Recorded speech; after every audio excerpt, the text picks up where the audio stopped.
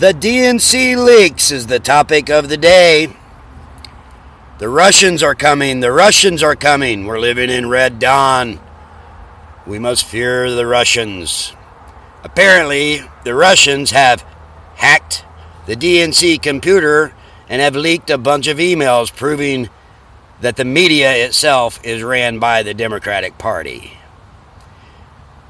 Who gets blamed? Well, of course, the Russians.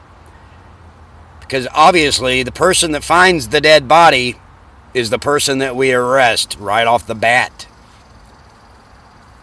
That doesn't happen in real life.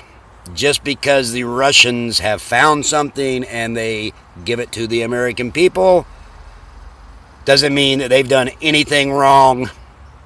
They say, oh, they hacked the computer. Well, if it would have been someone with inside the Democratic Party, they would say, a courageous whistleblower leaked some emails. But since they think the Russians did it, and obviously we don't have any proof that the Russians did anything, we're just taking the word of the mainstream media. But since they say the Russians that did it, they use the word hack and try to paint a picture of the demonization of Putin. It's Putin's fault. Putin and Trump have a love affair. All this other, we're not living in communist times in Russia.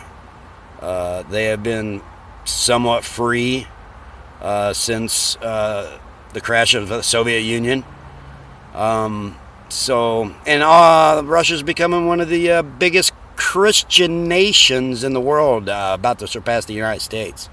So I don't believe that the Russians are a threat.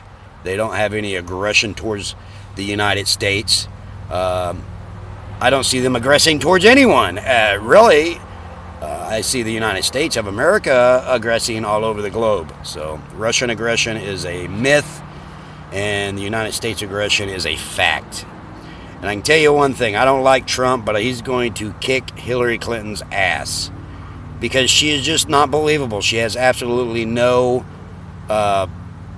she has to pay people to protest for her. She has to pay people to go on the internet and create hashtags and become trolls. She has to pay people to support her, you see?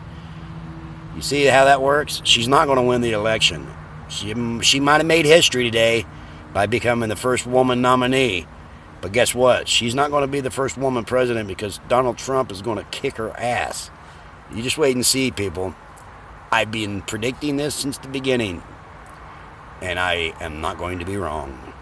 Let's choose freedom over everything. Without freedom, you have no security.